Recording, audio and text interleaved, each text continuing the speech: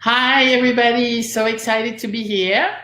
In case you guys don't know me, I'm Marie-Pierre with Architects and Fairies. And today I am going live with somebody very special with Miss Julia Mann. She is the founder of Lash Tribe.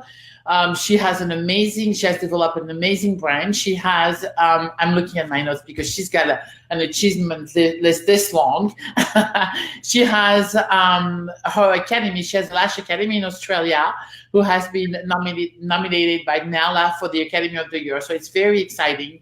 She has an amazing line of products. She's also bestseller on Amazon.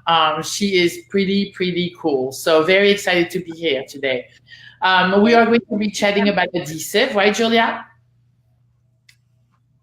Yes, sorry, Facebook is always lagging a little bit. Hey everyone, thank you for inviting me into your lovely group. I have never actually been in your group before.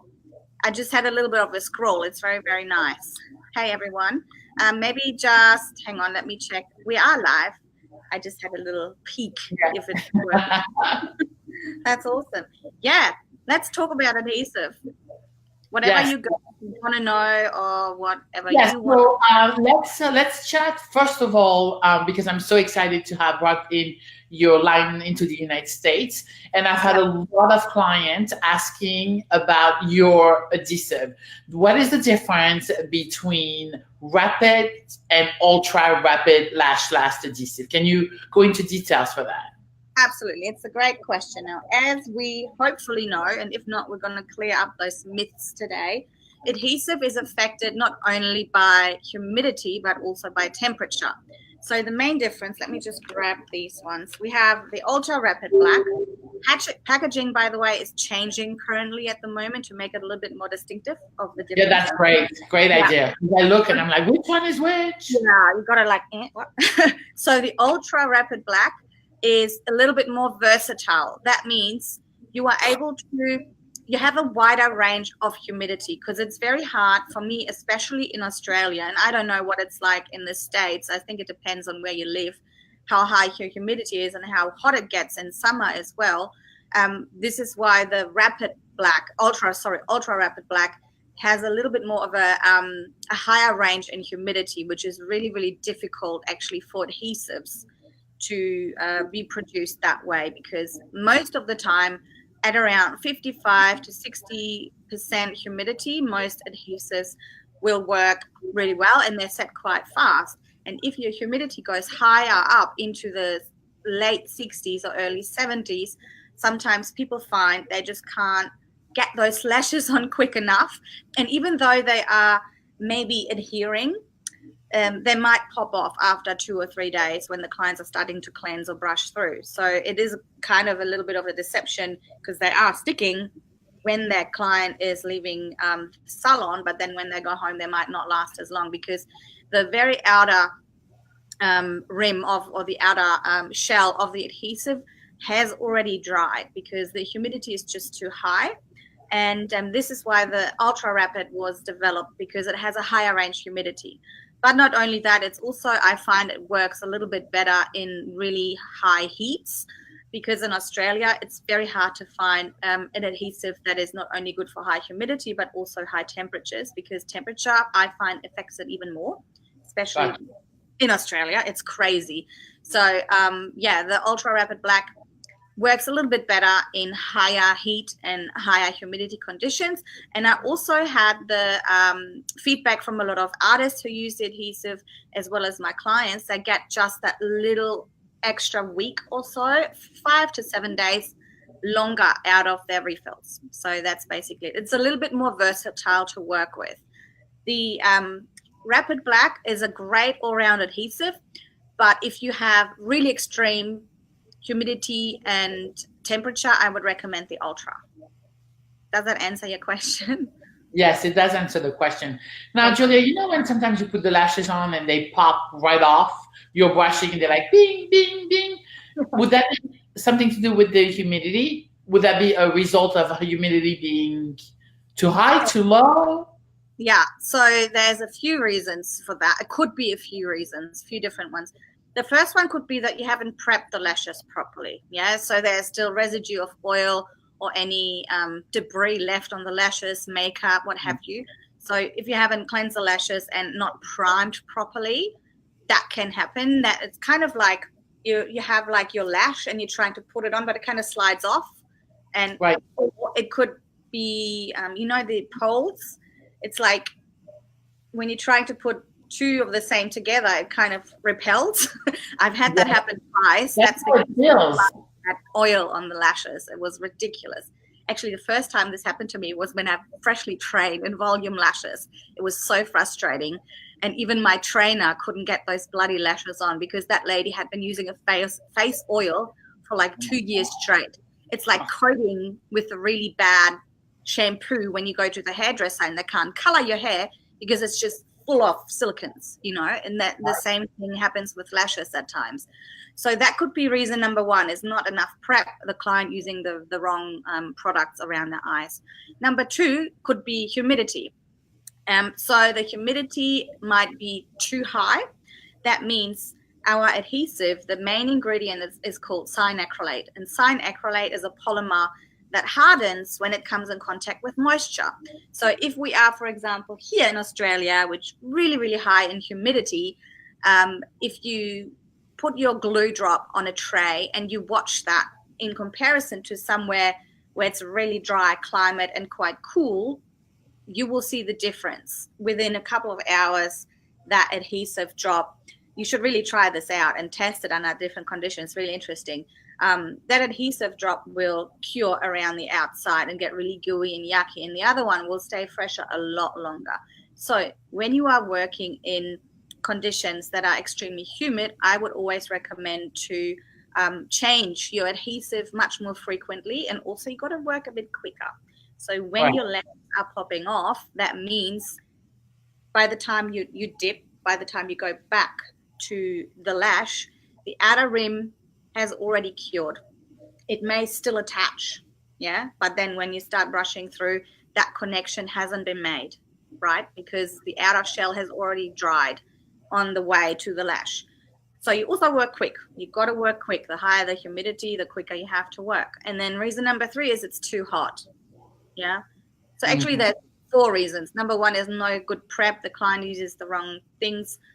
Number 2 is humidity is too high. Number 3 is you don't work fast enough for your conditions, or you're not adjusting properly. And then number 4 is the temperature, which I always say to everybody. They don't believe me, because if you are living in a cold climate, it's usually not hot and you're not like making your room 30 degrees or whatever. But sometimes when I come into my salon and the aircon hasn't been running all night, it is 29, 30 degrees in here. It's disgusting, and I cannot work in those conditions. And the humidity might be beautiful at about 52, 53, which I find is the nicest level of humidity to work with. And if the temperature is anywhere above 25, I'm really starting to see those lashes or the adhesive is curing way too fast. That was a long answer for that was very informative. Yes, that's super. It's amazing what an impact these 2 things, the temperature, the humidity, that it's so major on the cyanacrylates. It's crazy. It's crazy. I developed something that was a little bit more forgiving in those conditions. But you know what? No matter how good your adhesive is, if your conditions aren't regulated, it is very, very difficult if you're not a fast lasher. So you have to really practice, and you have to try and regulate a little bit. The adhesive can only help as much. If it's 30 degrees and humidity is at 70 degrees, good luck. It's not going to work out for you. It's not going to work, right? Yeah, and also I found we're in Florida, so it's very hot. When I come into the salon and the aircon hasn't been on all day, it's super hot, and it takes forever to get the room at a good temperature, and then the humidity just drops because the air conditioning just dries the room completely, and then you have that other dilemma. So now I have no humidity left. It's complicated, for sure. And then you have the opposite, right? If you have a room that is completely dry and really cold, you've got to regulate that as well. Otherwise, you're going to hang there, especially if you're doing volumes. You're just going to hang there and go, come on. You're like watching paint dry. It's like, just And do it yeah, around, that clumps. lashing, and then things stick together and it goes gluggy because it's not drying enough or setting enough. Drying is the wrong word to use probably, because acrylate is a polymer that cures or hardens, right?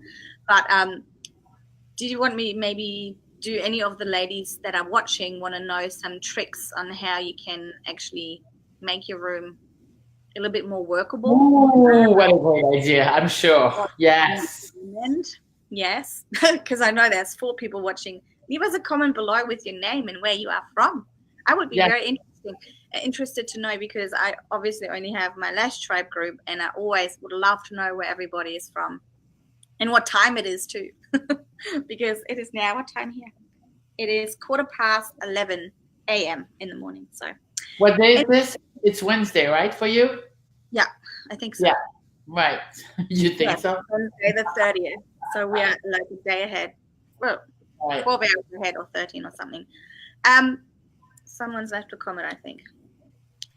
Casey Joe Conway. Yes, awesome. I'm just doing this for you now. Hey, Casey, how you doing? Oklahoma, awesome. I would love to go there one day. I need to come and visit. I'll be in Hollywood in July if you want to come and catch up. That's probably the Hollywood, closest. California. Yeah, that's the closest I can go. Charlotte and see. Hi, Tamika. Anyway, so regulating your humidity and temperature. Temperature is pretty easy. You just got to put a heater in, right? Or if it's too hot, you got to have your aircon going.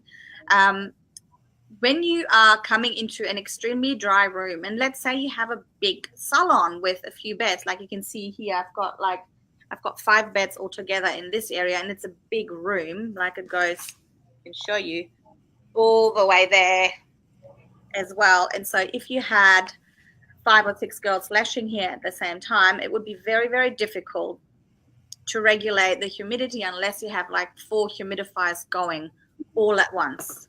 Las Vegas, woohoo! I love Las Vegas. I've never been, but I've seen so much about it, and I really want to go. Oh, you need to go. That would be a fun vacation. So yeah.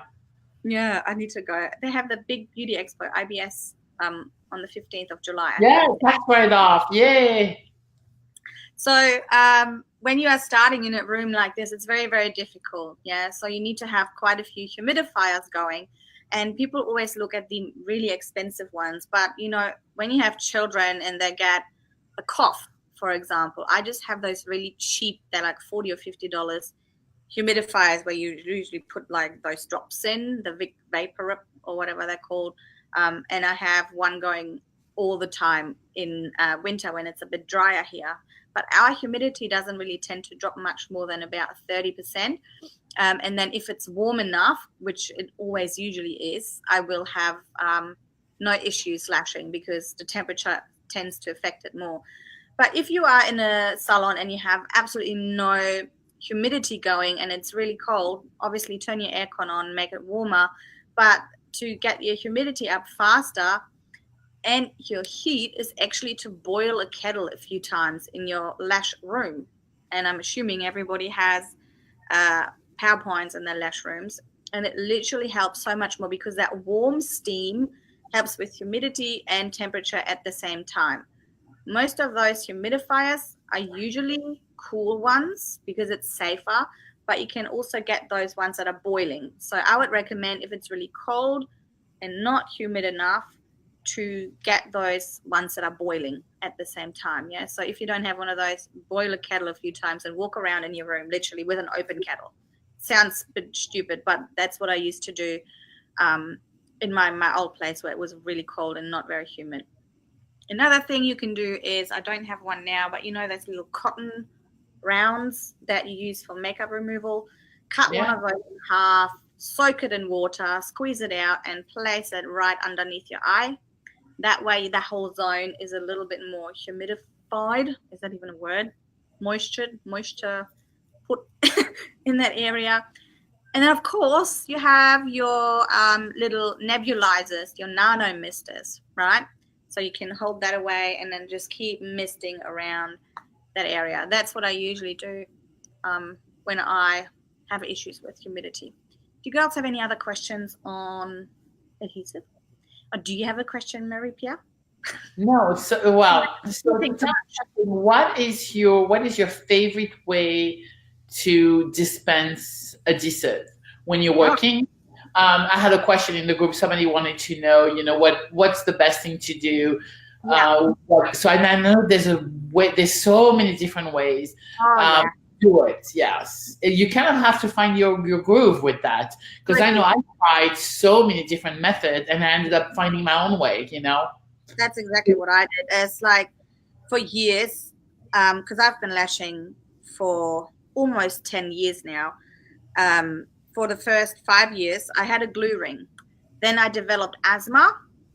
I had to go to get a proper lung check done. I've actually written a blog post about it on lashtribe.com.au if you want to check it out. One of the earlier ones is called Does Eyelash Extension Adhesive Make Me Sick? And my answer is yes, absolutely. If you do not care about your health and you're not protecting yourself. So for the first 5 years, I was lashing from my hand and I had my glue ring here and it was literally only this far away from me, right? So I always had those vapors go into my eyes, into my nose, into my mouth. Oh boy. What is adhesive attracted to? Moisture. So this is the first place of contact where it will go. And if you feel fluey or you have runny eyes or you have a cough, you feel a bit fluey after lashing and have a headache, or you even have a bit of a sore chest, then that is exactly why if you're lashing from a glue ring. So stop doing that. I had to get a VO certified, what is it called? Like a machine, like a filter that pulls out all of the... Oh, I've seen those, yes. Yeah, so, oh God, I can't even think of the name. But it has a filter in it that... pardon? An extractor? A fume extractor? That's right, a fume extractor. And it's huge and it was very expensive, but it really helped me. And after using it for 2 weeks, all my symptoms were gone and I started working from my tile. So now I have my tile sitting on the right-hand side next to me because I'm right-handed. And for the first few years, I was working from just micropore tape. So I would just cut my micropore tape into 2 equal portions, put them on top of each other, because sometimes if you just use one, you can't remove it because the glue seeps through. And then that's what I did. And I just had I just applied one here, then there, then there. Usually use about 4 to 5 drops per client for like a fresh set every 15 minutes or so, 20 minutes sometimes. In a good day, I change my adhesive. That's what I did then. Then I tried to work from a cold crystal, which I really, really hated because I had to constantly remove the adhesive from it. Then someone told me, you need to work with alfoil.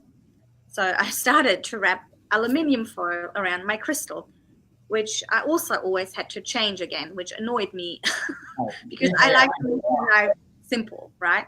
So what I recently used, and there's a couple of different ones, I got these little things. You can get them like on AliExpress, I think. I don't know whether you can see them properly like this.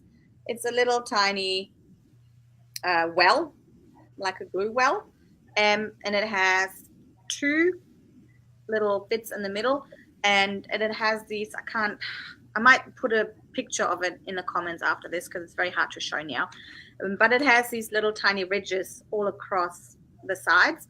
Right. And it's great for getting your base of your volume fan nice and pointy. Right. I want to show you something. Yeah. Yes. I have to tell you, so when I first started lashing and I took a class, so I started lashing and then I stopped lashing because I thought the education out there was horrendous and I didn't feel prepared enough to be in the world and actually ask people to sit down and get their lashes done with me. That's when I signed up for your class and it just changed my life. I was like, oh my gosh, this is the bomb. And so that's how I did the tape with the micropore, because I was really struggling finding a way to dispense of my glue and make it nice little round bubbles that is really tight and so the adhesive stays fresh. So that's how I did it and I love it. And then I came across these tiles. They're like, I don't know if you guys can see this. They're like little I tiles. show mine as well because I have some. Oh my gosh, that's so funny. Julia, like, we do the same. Look at that. So this Yeah. one, it has little grooves in it, and I put my glue in it, and I love it. I have not seen those. Do you chuck them out after each use? Are they disposable? They are disposable, yes. Or you can dip them into acetone and remove. I don't have time for this. Like, I'll No. just, there's 12 little holes in the tile. And so what I'll do is I'll just toss them after I'm done. But some of my clients have actually they put them in acetone and then it just melts away and they reuse them. Time for that. What do you do with your? No, I don't have time for that. What do you do with yours? See, because I love the glue ring so much because I had the well. That means your adhesive has a lot less contact area to the humidity. It's only really from the top, so it stays fresher longer. While if you have a glue drop that you dispense, it has the contact area all the way around, just not from the bottom. So I found that now I'm using these little things, which is pretty much the same as what you do. Yes, Put a drop in it, and then I just continue around. And this thing literally lasts me for like, I don't know how many clients, a lot of clients, and it costs cents, right? It's so cheap. And the glue will stay fresh for so much longer as well. Sometimes I only need like 1 or 2 if I do like an hour refill because it just stays fresh. Yeah. So that's what I recommend today. So I literally just stick this to my tile with like double-sided sticky tape and I just leave it there and then I remove it again. Oh, that's a great idea. Throw it out. Yeah, very similar to what you use, I suppose. Right. Yeah. It's more rigid. But yeah, I put it on my tile too and it stays nice. But yeah, those are great. Yeah. Perfect. I think we answered Hi, Afton. How are you? So glad you're here today. So glad everybody's here today. Any of those comments. Tammy just says, I use double-sided tape and stick to the back of the iPad. What? And I stick the back of the iPad to the tape.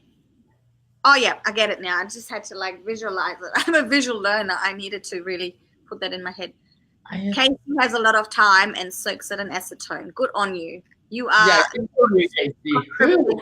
to the footprint of whatever that's called, carbon footprint. Awesome. I can't see any of the other comments before. Can you see?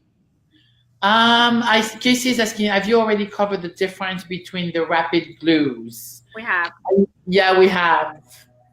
But in short, ultra rapid is more versatile for higher humidities, higher temperatures, lasts a bit longer. The other one is also perfect, but if you're living in a climate with higher humidity and really a lot of heat, then that's the glue you should use. And if you watch the beginning of we addressed that, we talked about it immediately when we started the video, so you can watch the replay because this will stay in the group. That's right. And we also have a rapid clear, which is great for competition work or colored lashes.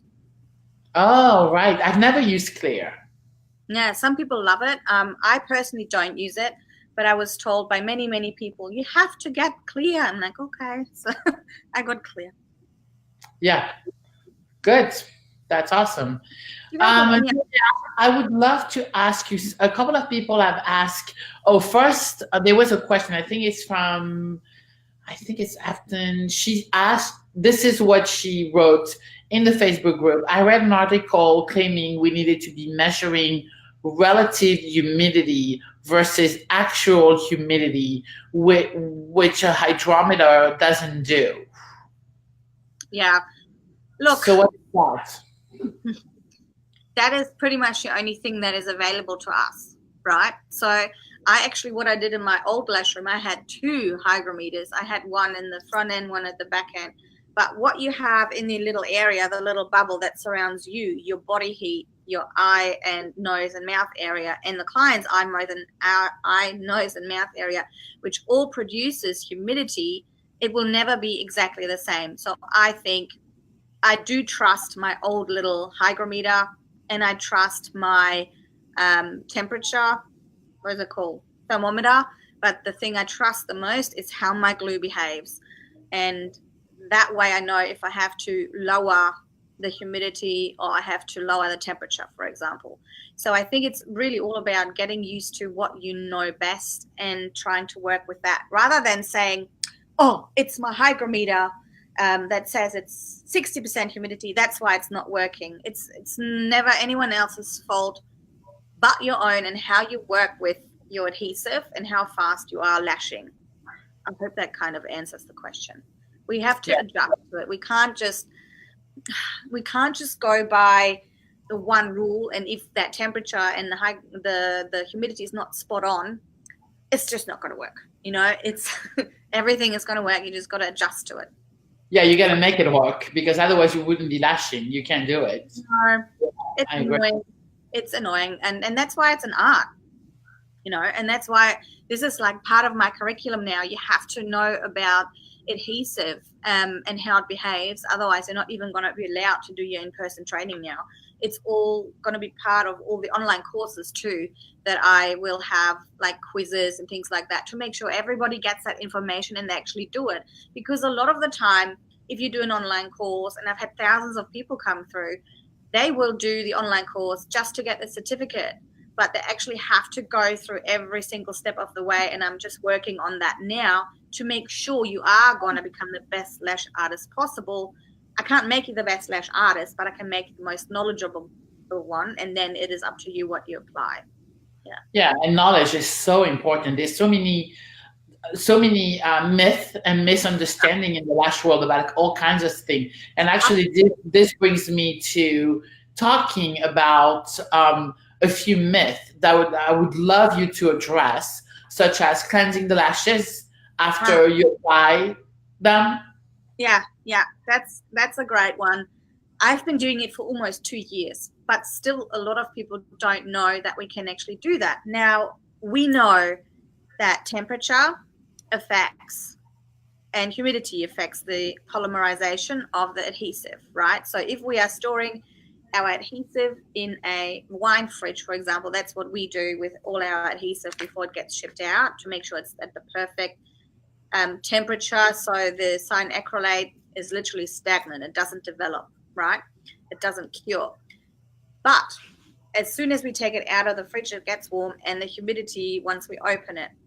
So we know that all of this affects it. So why wouldn't we be able to wash our lashes after, right? So the theory behind it was, and that is still true, if you are literally just finishing your set and the very same second you go ahead and you pour your saline or your shampoo, whatever, onto the lashes and the ice and wash it all again, you will shock cure the glue. It is a fact. That means your glue will become brittle because the outer layer may have dried already, but the inside has not had a chance yet. But because of that shock water all coming on, is a lot of water. It's not just a little fine mist. It will become brittle and your bonds will not be as strong anymore. So what we recommend, and this is something I started 2 years ago when Jill Hallican, I remember that. Jill HP came out with it, with that doctor, chemical engineer, whose name I forgot now. They had also been doing it. So what we do now is we do the service. We start cleaning up our lash area a little bit. We maybe even prep certain things. We soak our tweezers in our solution, get our next pair of tweezers out for the next client. All in all, it takes around 3 to 4 minutes. Have some music going, tell the people the aftercare, your clients. And then after those 3 to 5 minutes, you then take off all the iPads and then you're going to start cleaning. I use a little bit of shampoo, saline solution in a little dropper bottle that I squeeze on. I hold them kind of to the side, hold a tissue here, use my brush, and then I just clean it very gently all around the eye area. Yeah, and then it will rinse off. So that's what I do now with every single person, especially the ones that are really sensitive. Right. Some people have told me it also makes them much more fresh. Yeah, and it also takes away sensitivity because all of those fumes, if you've ever had a drop let's say, for example, I have a black bottle here, right? Let's say, for example, I'm putting a drop of glue on here and I leave it all day and I come back. What I can see is this halo and this shadow and actually fine white powder. That is the settlement of the cyanacrylate, because it kind of diffuses and the humidity comes and it just leaves white all over. That is the stuff that will leave on our clients' eyes and eye area, and that is what people will get sensitive to. So if you are washing the lashes after, not straight away, but after, you can help with sensitivity. It still doesn't prevent it, really, but you can help it along. And also a great product that you now have in stock as well is the Super Bonder, because the Super Bonder, the Super Bonder, what it actually does is, okay, so when we are washing the lashes, you will slowly go from the outside to the inside of the adhesive, right? You will cure out to in. But because we're not shock curing, it's okay. It's a much gentler process because we waited for 5 minutes. Now, with the Super Bonder, you apply that after you have washed the lashes. You can actually put it on, and I don't know how it works, but it works. It is designed to cure from the inside out. And don't ask me how it does that, because I'm not a chemical engineer. I just know that it does that. And we've had really, really great retention results. And I think everybody has known and seen that on Instagram as well. Like, everyone's raving about the Super Bonder at the moment. And that's why we always sold out. So that's great product to have for aftercare. So, question about that, but you don't have to wash the lashes if you don't want to. You could also just finish your application on your face, or just put the Super Bonder on. You don't have to do anything. Everything is up to you. But if you have super sensitive clients, to even just grab a wipe and just wipe away that dust that would settle, and maybe, I think it's a good thing to do. But no, you don't have to do anything. You don't have to do anything. I just want to make sure people know that they can use the Super Bonder by itself, right? That's all. To have the other, because I know the Super Bonder also alleviates a lot of that sensitivity, doesn't it? It will. Yeah. That's really a great thing. Settlement around the eye area, but you can just wipe that away with the wipe as well. That's awesome. Is not applied over the whole lashes, obviously, so there will still be some residue in the tips of the lashes of the fumes and everything, but it will be enough to wipe away with like a damp tissue or whatever around the eye area, and apply your Super Bonder first, and then you can nano mist a little bit afterwards as well. That's great. Cool. I think there's some questions here in regard to the Super Bonder. Do you see them, Julia? Yeah. Do you do this before or after Super Bonder? After washing it, Super Bonder, correct? Yes. So if you're completely washing the lashes, I would probably do Super Bonder first and then the washing. Washing first, then Super Bonder. But if you're not washing or anything like that, just wipe away with a cotton round and some saline or sterile water, because we always want fresh sterile water around the eye area, nothing from the tap. And then you can apply your Super Bonder, and then you can mist a little bit to get that curing process from the outside in and the inside out as well. Very good. Yeah, this is awesome. And it will make your lashes last so much longer. Yeah. And that's all about lasting. Love that. Yeah. Very cool. I think, let me see if there was any other question that somebody asked, I think it was Casey, something about the top nozzle, how to use the top nozzle with pins. I'm not sure what that is. I know what you mean. Pins are not completely airtight. I know, I don't have any around now. Pins are not completely airtight, but neither are caps.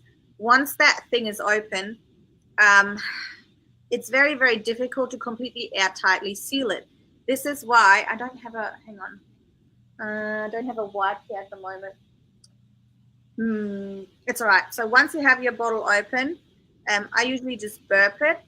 You have little bubbles coming out, and then you kind of wipe away the residue. I usually do that with little bits of makeup sponge, because if you use cotton, we all know, well, I hope we all know that cotton coming in contact with cyanacrylate as well as leather coming in contact with cyanacrylate will have an exothermic reaction, which means it will fume and it will burn. It will get really, really hot. So we don't do that with like cotton rounds or anything like that. Please stay away from it. Anything with lint, no. So I usually use like a makeup sponge and I cut it up like the cheap makeup sponges and I wipe away the residue at the top. I burp it a little bit. You can see I'm squeezing it firmly and then I put the cap back on. You can see, probably not so much on the video, but you can see there is a little bit of a nozzle bit, a little needle pin bit in the very top. So that kind of has the same effect. So I would not use those little cap things personally because it's got even less protection from humidity, I find. It doesn't really seal it 100% because you can always wriggle it. You can see it's not completely shut when you have those little pins, and this is the best way. And then I store this. Obviously, if you're working in the salon all day, I don't continuously put it back in like a container. I leave it out on the trolley. But if you are working in the morning and then you don't have any clients whatsoever, I usually put it in a little round container that is completely airtight, so you can get rid of the air inside of it. And sometimes you can even put rice in it or those silica bags. That's what I do. Yeah, I have everything in it. The more the better. Anything that takes out the humidity. Yes. And then I just store it in a room where I always have my aircon going, which is I have to because I have my storeroom in here, which has all the iPads and all the stuff that can go off, even the lashes. If you have lashes, you store your lashes in too hot of a climate, you will find that they're starting to warp a little bit and become a bit sticky. So I always have everything in like around 20, 19 degrees or something like that, or less. Away from sunlight. Oh, and don't store adhesive next to your primer. I don't know what it is, but there's something in primer. If you have a primer standing next to your adhesive will start curing faster. Oh, wow. Didn't know that. Yeah. Interesting. Yes. Somebody wants to know what time it is in Australia. It is 11:39 a.m. and it's very, very hot outside. We've got got 30 something degrees. Oh, wow. Wow, that's crazy. Casey says she throws something out. I think she throws out the pin. Oh yeah, I do as well. I tried, and that's why I know that I don't favor it because I didn't. Yeah. And she goes, "Oh crap." Yeah. Yeah, I used to use my pin just to kind of if I didn't burp the bottle well enough and it clogs, so I would just use the pin to kind of unclog it. That's it. Yeah. Yeah, I have a really, really sharp pair of tweezers. They are my unclogging tweezers, if it ever comes. Yes. I've done that too. Try and take the nozzle off completely because you will have an accident. I did. It went all over my wall. And also, you're introducing so much humidity into your bottle when you open it fully. Rather get a new bottle. Right. And those bottles, anyway, you never use them all the way. I know I don't because I don't last enough. Yeah. And the bottles go back before I have a chance to use it all. So. Yeah, that's right. Oh, hey, Alex. Fancy seeing you here. She says, this doesn't have anything to do with adhesive, but what is your favorite tweezer? Oh, that is a good question. I have way too many. What is your favorite tweezer, Marie-Pierre? I can show you what I like. My favorite tweezers, and that's how my love affair with Lash Tribe started, is your isolating angle tweezers. That was the first product I bought in the United States.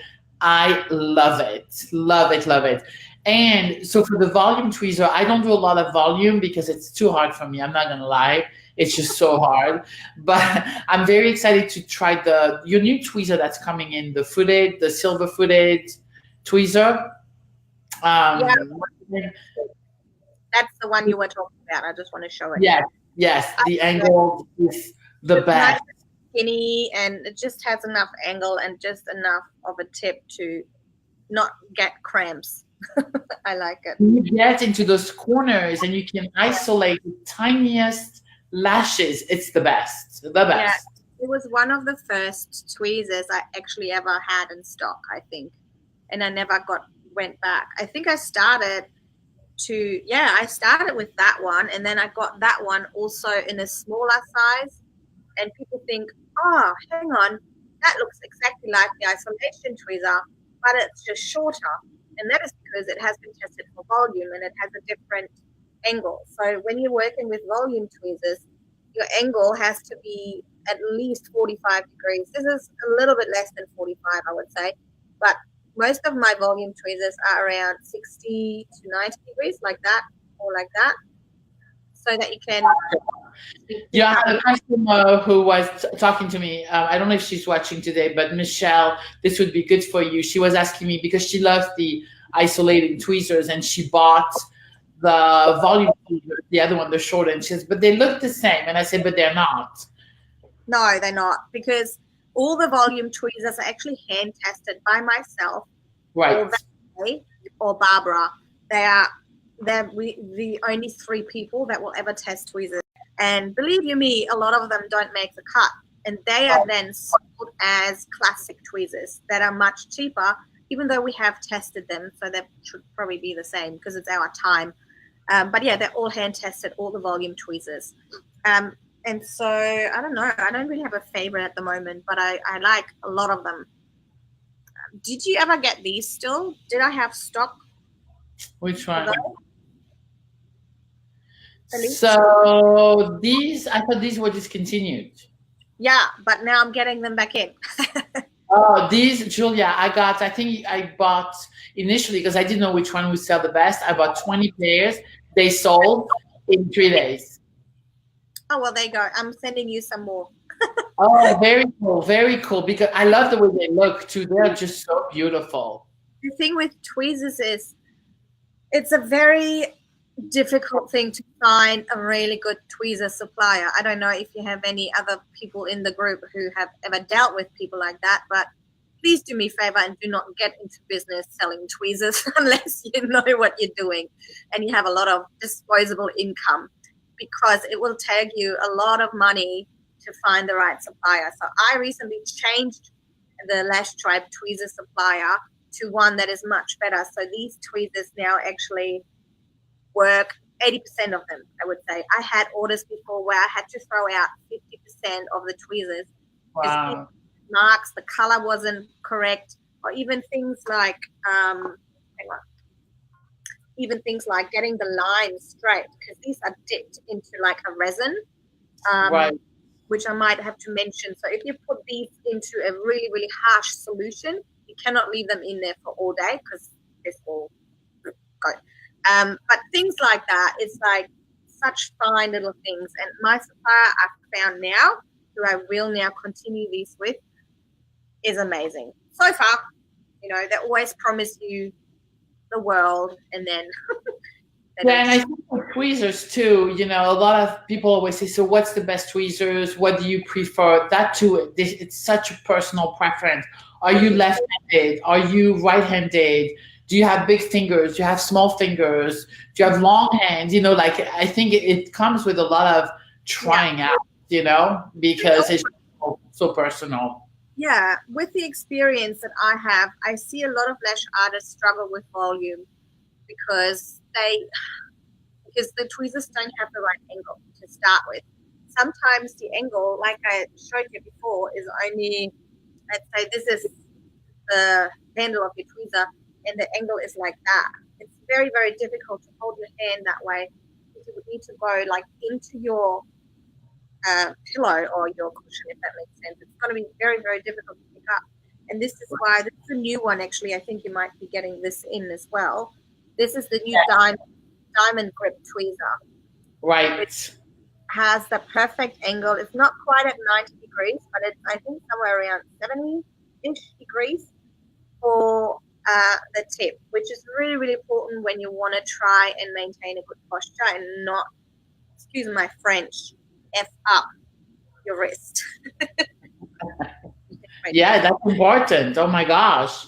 Ooh la la. Yeah, that's right. So yeah, I don't have a favorite tweezer. I think I just kind of switch in between all of the volume tweezers that we sell because I wouldn't have them in stock if I didn't like them. So I can work with all of them, but I do have my preferences every now and then. Yeah. At the moment, I work a lot with Julia. There's the one that was discontinued that you just showed again. This will be available again to purchase. Yes, okay, cool. I'm putting an order in, so it will probably take a month or so to be made, and then yeah, I think I have about 20 in stock now. Yeah, I just test them first and see if they were any good. You know, it's very, very important for me to put in a few little orders to make sure it's a very consistent supplier. To make sure that you also get consistent product over in the US. Otherwise, why sell it, right?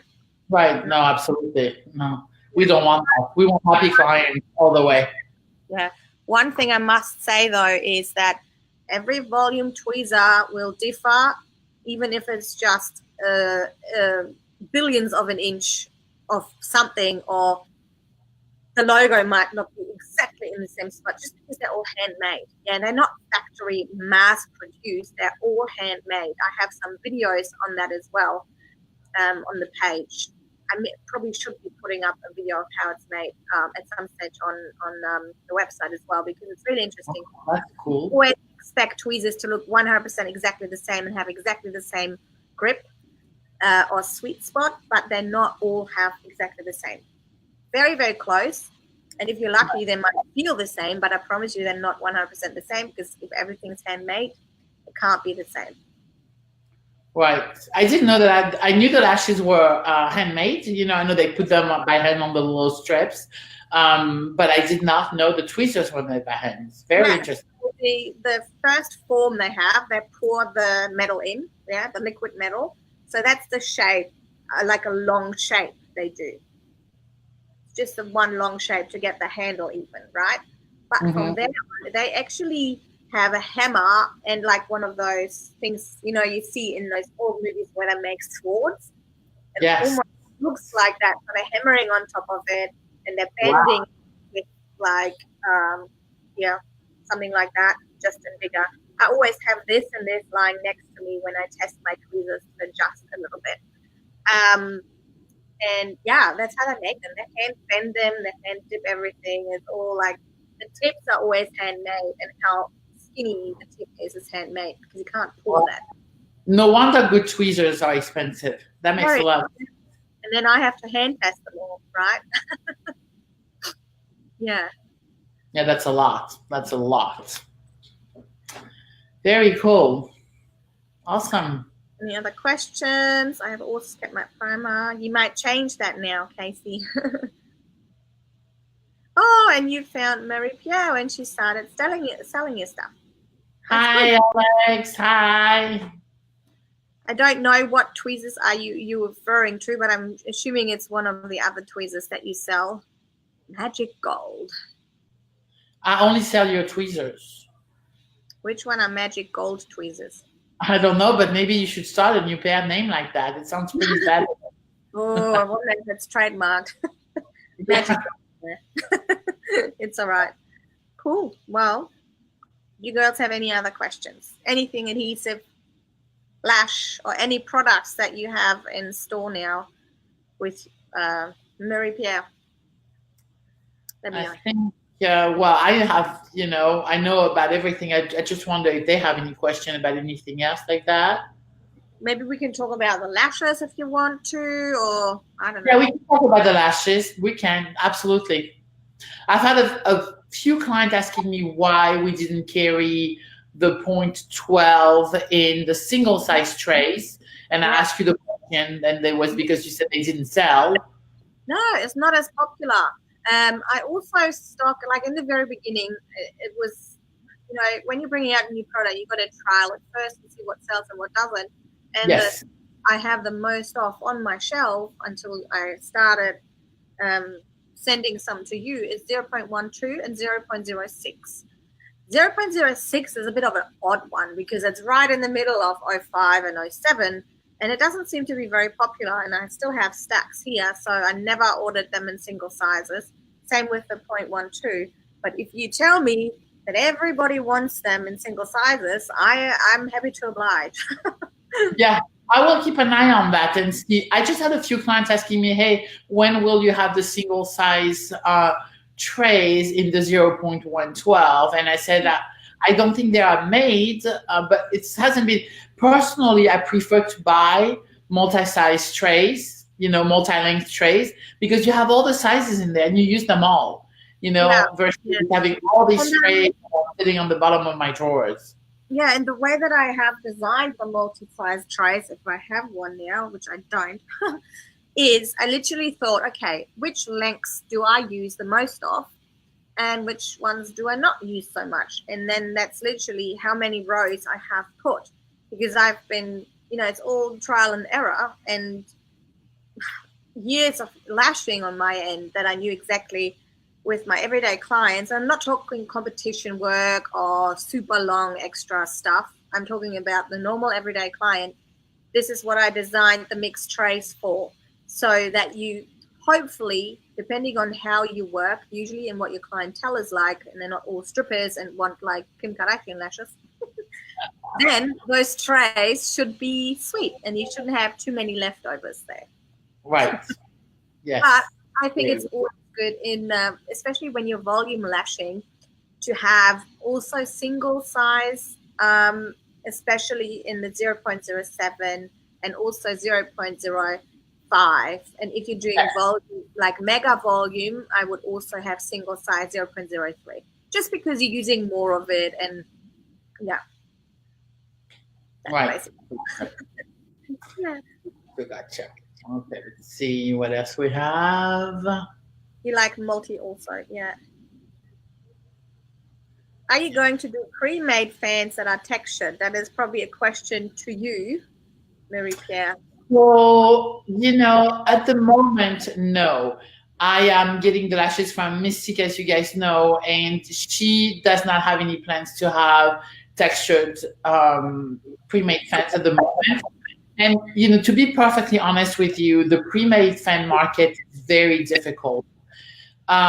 It's hard to find very good, very high quality pre-made lashes. And I know that because I have actually tried to find some on my own, and the stuff that was sent to me was horrible. Wasted thousands of dollars on them. So Sasha, who, the founder of Mystique, is basically, she has a really great style of lashes and they are very consistent. She's been doing it now for years. And so that's really what works. So at the moment, no. It doesn't mean that it's never, but unless she finds somebody that can make them for her really, really well, the same level, the same quality as the one she has now, then, it's not going to be available anytime soon, unfortunately. What are even textured pre-mades? I don't even know what that means. Can you explain? So how there's like the 3Ds are 3 lashes, the 4Ds are 4 lashes. They would be an even length. Oh God, that would be horrible. I'm just thinking about the production process. Geez. Right. That I don't even think. Wow, no, that would be terrible for them. That would cost a lot more money, I think, to buy. It would cost a lot more money, and then it's very inconsistent. The way they're putting them together is so inconsistent. Oh, yeah. It's terrible. Yes, very, very hard. Yeah. Yeah. I don't think it's anything I would ever get in. You got too much going on, Julia. You focus on what you got right now. Casey says something else. I like to do my own fans until the last few minutes. If I have any ideas that I need to get tidied up, I will add pre-made fans to speed things up, but love the texture look. Yeah.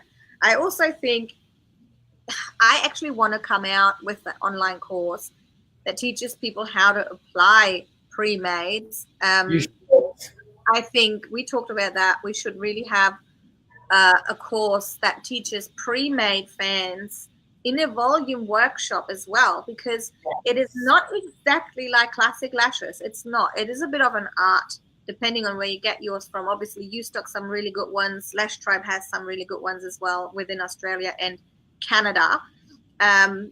they are really, really great. Oh, and the US as well, but not with you. Obviously, you have your own beautiful line now. And I think it's really an art to pick them up as well as place them. And I think people, if you are not trained properly in volume, you don't know the weights and how much you can actually put on. So I think it's a bit of a dangerous thing with pre-mades. I think they totally have their space and they're great and much faster, but you need to be trained properly in volume, I think, still. And yeah, I think proper training is very important with those. And, you know, I've had some clients that I started to use pre-mades after I was trained in volume. So that really, you know, I had the base and the foundation, so that really helped me. But I've had a couple of clients who were just classic. They figured it out eventually, but I believe they would have benefited from you knowing how to do volume first. Totally, because I think they assume, oh, I can just use that instead of classic and they slap it on. Little do they know, because they didn't have that conversion of how many lashes within a fan and how much it weighs and stuff like that. And they overweigh the lashes. And also I think placement is different. But yeah, I totally agree. I think they would totally benefit from a different course. Yeah, you should do it, Julia. You should definitely look into it. That would be so great. So great. Volume course. Yes, that would be awesome. I might do that. Yeah. All right, so I think we are good. Do you guys have any more questions? Oh, almost been here for an hour. Wow. I know. I'm running out anyway. I'm in the red. Yes. Oh, we are. Yes, we are in the red. It's always lagging, so it takes a little while until they can see. All right. Where you are. It's 9 p.m., 8:58 p.m. Oh, okay. Time to go to sleep. It is late. All right. Well, we're going to call it a night. Thank you so much, Julia, for coming in tonight and answering all these questions. You're fabulous. Can't wait to do it again. And thank you, everybody, for joining us. And it was so fun. Yeah, it was fun. Thank you. You have a great group.